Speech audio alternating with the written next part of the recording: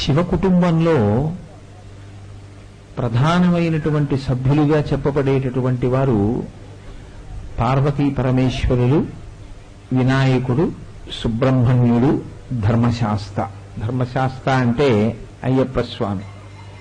కాబట్టి వీళ్ళని శివ కుటుంబంగా పేర్కొంటాం. ఇందులో వినాయకుడి గురించి మీకందరికీ తెలుసున్నటువంటి విషయమే. అలాగే సుబ్రహ్మణ్యేశ్వర స్వామి వారి గురించి కూడా అందరికీ తెలుసున్నది. అయ్యప్ప స్వామి వారికి సంబంధించినటువంటి విశేషాలు కూడా ఇప్పుడు చాలా ప్రఖ్యాతి వహించాయి. ఆయన్ని కూడా శివ కుటుంబంలో ఒక సభ్యుడిగా, ఆయన యొక్క కుమారుడిగా భావన చేస్తాం. శివ కుటుంబంలో ఒకడైనటువంటి అయ్యప్ప స్వామి ధర్మశాస్త్ర అనబడేటటువంటి పేరుతో, భూతనాథుడు అన్న పేరుతో లోకంలో బాగా